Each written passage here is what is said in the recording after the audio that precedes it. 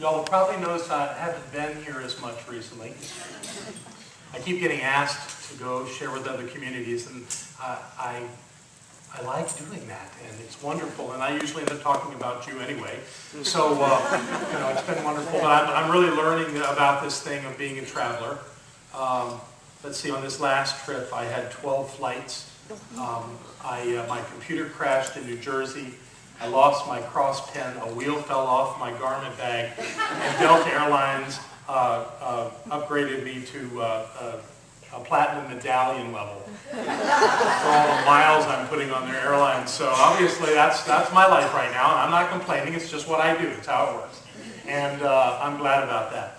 And I'm having great experiences at different communities. I had the great pleasure of being with the community in Oakland, the East Bay Center for Spiritual Living, where Reverend Dr. Eloise Oliver is the founding minister, and she is a remarkable presence, and I so appreciate a woman who has been through all she has and still knows that God is all there is. And her story just always captivates me. The week after, I was in Denver, and while I was there, Dr. Eloise called me and thanked me for coming and said her community really enjoyed my sharing with them, and I worked with their board, and it was great. And she asked me if I would be willing to come back every couple of months and spend some time with them. That's not going to happen. But I was deeply moved that she would even suggest such a thing. And I was talking to Barbara after I spoke with Dr. Eloise and was telling her the story, and I said, she wants me to come back every couple of months, and Barbara said, yeah, we'd like that too.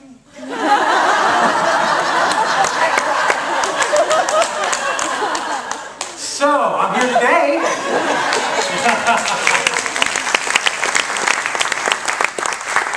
And on this journey of visiting with as many of our kindred spirits in the science of mind and spirit around the country and the world, I often ask a question and that just kind of gets a conversation going. What do you get out of being in the spiritual community? Why are you doing this? And there are many answers that come, but it all kind of filters down to a basic idea that people get. Well, actually, there's two. I found there's kind of two camps on this. The thinkers say, I learned this philosophy and apply it to my life is better. And then the feelers say, I have more connection. I have more friends. I have this family of choice that I love so deeply. It doesn't matter which way you look at it. Really, what it comes down to is that everybody comes into spiritual community to get. You come to get something. That's not a bad thing.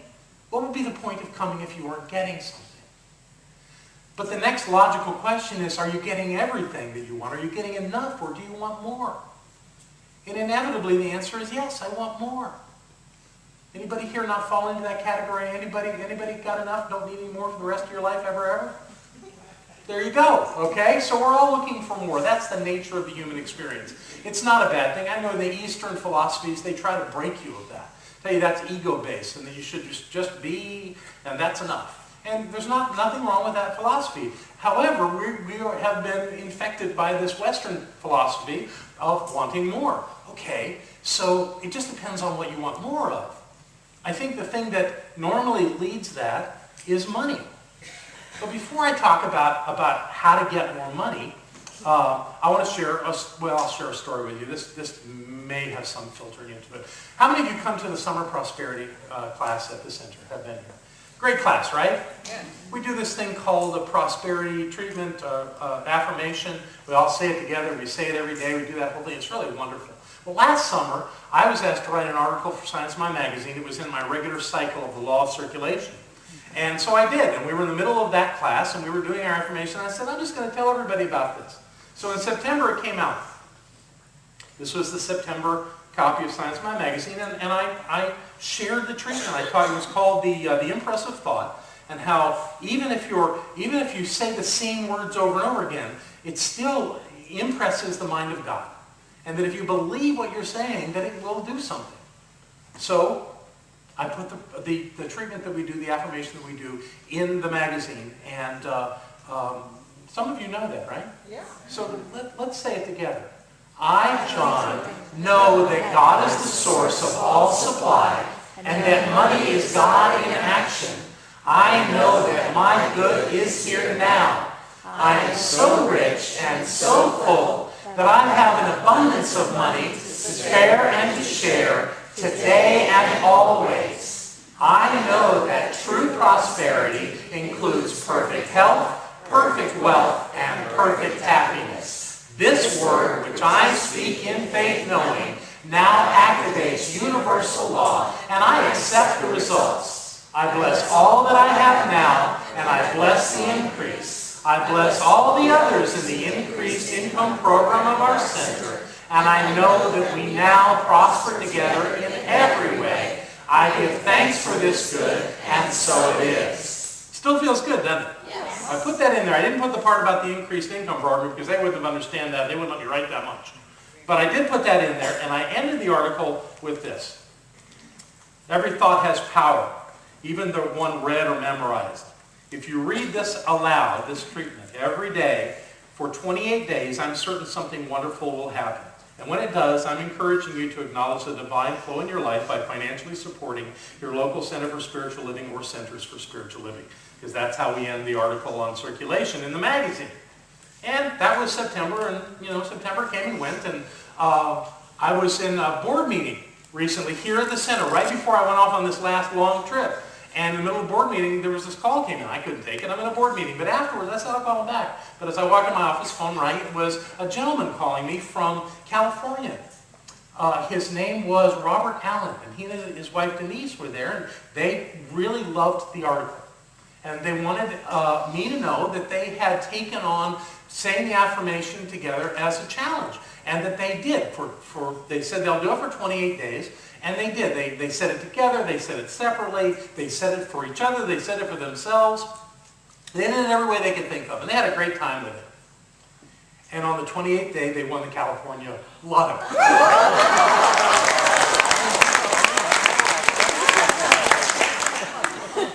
$7 million. And they were in a group, and I don't know how much money they're ending up with, but they're really happy. And while I'm in Los Angeles in a couple weeks, I'm going to go over there and see them, and we're going to have a lovely time together. And they've already committed to tithe, and how they do that is their business, but isn't that lovely? Now, isn't the words in the magazine that did that? No, it's their believing it about themselves, making it personal, is what did that in their lives. And they've had this outcome. Now, we had that happen before. Tom Wright was one of our practitioners at the time, and he was in that class one summer in this very room and brought in his big check from the North Carolina lottery and showed us that he could do that. So now we have 2 demonstrations of lottery, plus all the houses and the cars and the money and the money and the money that always happens through that process. And it's in the believing that causes things like that to happen. I told this story in New Jersey when I was there, and the minister got up and said, "We're making copies of that for everybody right now." But it's not the affirmation, it's the believing that makes it so. We are the ones that create our life. It is through our knowing and acting in our prayers in our lives that create it. And that's not the only way that it happens. In fact, I think a more powerful way than reciting an affirmation again and again is to live in a state of generosity. To be absolutely generous in your life, because the way Spirit works, the way the law works, is through our prayers. And everything that we think, everything that we say, and everything that we do is a prayer. So when we are being generous in our lives, what we are doing is we are putting out, because this is how Spirit works. In our lives, there are only 2 things. We can categorize everything that we do into 2 categories. We express into life, and we experience the reflection of that expression. We express and experience, express and experience. Now, most people sit around and wait for the experience. That doesn't work. You've got to express into life to get the experience. That's where it happens. That's the element that makes it real. So you start with an expression. So if you want something in your life, what does that mean? You got to do something. You got to do something equivalent to that in your life to create that into your experience. It's true. I've seen it happen over and over and over again in so many situations and circumstances. This community gave me one of my favorite. It's not your favorite story. It is not Barbara's favorite story, but I find it fascinating. You know how we do our first Sunday of the month cover dishes? Several years ago, some of you will remember, the food wasn't quite as abundant on those tables as it had been. And being trained as a psychologist, I said, let's do a survey. Yeah. So here's how the survey went. I made up the survey, and I asked two people to hold them at the end of the table when everybody had their food. Would you take the survey and fill it out before you leave? Everybody was fine to do that. So I got all these surveys back, and I got to study them. And there were very clearly two different kinds of responses. One of them included ideas about there's really not enough food being brought. There's not enough variety. By the time I get through the line, the things that I can eat or want to eat aren't there. These were the kinds of answers. They just wasn't working for them. And the other group was saying, oh, we love the covered dish. Oh, it's wonderful. We get to be together. It's just great. The food's amazing. Please, whatever you do, don't stop doing the luncheons. We love it. Two different kinds of responses. Now, what was interesting, absolutely correlating to those two responses, were the answer to the last question. The last question was, did you bring food today? The ones that said no had a limited experience. The ones that said yes had an amazing experience. It's how it works. When we give into life, we get from life, without exception. That's how it works. And it's not just about doing it in your spiritual community, although I really do encourage that. It's about every part of your life. Where are you? How can you give into the experience that you're having? One of my fun things that I like to do, we don't have toll booths here, but they do down in Florida. And Barbara and I go down there for a week to the beach every so often. And I love to do this. We go across a toll bridge that requires a $1 toll. And I just love to give the toll taker an extra $1 and say that's for the person behind us.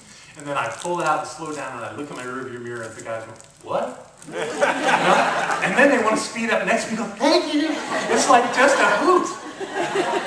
I don't really believe in altruism, that idea that we give and for getting nothing in return. You always get something in return. You get the joy of giving, if nothing else. There's no such thing as not getting. That would be contrary to spiritual law.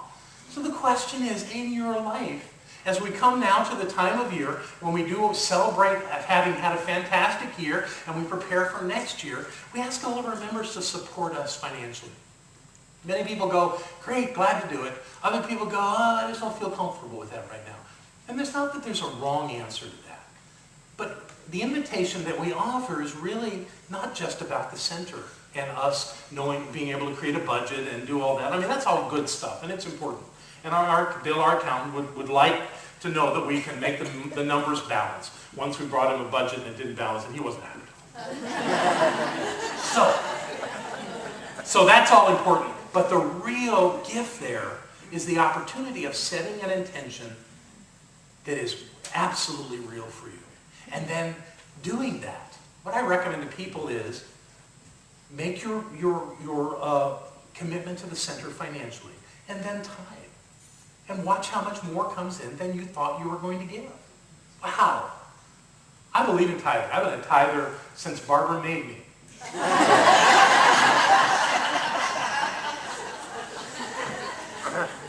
Many of our leaders in this community are tithers.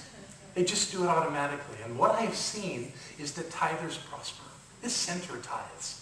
Always has since day one, since we met in our living rooms almost 18 years ago. We have always tithed. In fact, that was the basis for it. Barbara had all this money sitting in a sock drawer, and she said, I don't know where to send it. I don't feel like I'm being spiritually fed right now. That's it. You got to start a center, so you got a place to give. And that's what we base this on. And it has always worked. Not that there haven't been up times and down times. Of course there have. But we've always had enough to pay everything that we needed to pay and take care of everything we needed to take care of. This is a prosperous community. We are not the largest community in this movement. We are not the community that brings in the most money by a long shot. But it is interesting that of all the communities worldwide in this movement, we right now are sitting about number 8 on the list of supporters of this movement. We are financially sound. And we're going to take everybody that wants to go with us along on this journey. And it's just going to keep getting better and better. This idea of giving to receive is absolute. And there's another piece of that. And it occurred to me in the talk that I gave in New Jersey on happiness, that I have never met an unhappy tither. People that do that, people that are in that flow, tend to be happy.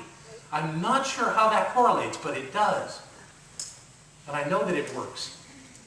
So, that's about money. That's probably enough about money for right now. The next thing that if you don't have in your life, you can do the same way, is if you don't have enough time. If you don't seem to have enough time in your life, then give some of your time to something outside of yourself. And watch your time grow. If you commit to be a volunteer or in service or in some way supporting others with your time, you will have more time to do the things you want to do in your life. I have seen this again and again and again.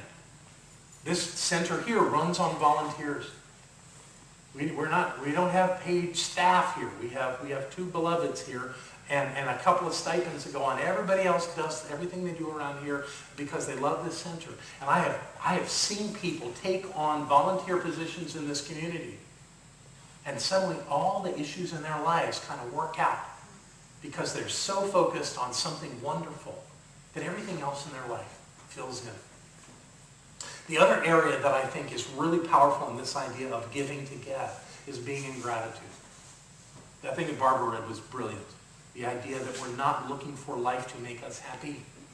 We are being happy in life, and we're going to be grateful for our lives.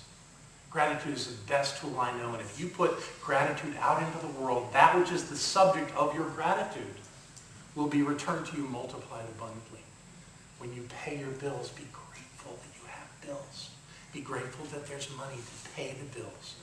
Be grateful for the people in your life, even the ones that annoy you, because they remind you how good your life is. Yeah. Live in gratitude with everything that you do and allow your life to explode into the fullest expression of who you are, and receive that back as blessings every day in every way. But you gotta do the giving first. That's how it happens. You want something in your life, give that, and you will get it multiplied abundantly, pressed down and overflowing in every way. That's pretty good information to bring off the road, wouldn't you say? Yeah. I love you all so much. Thank you so much.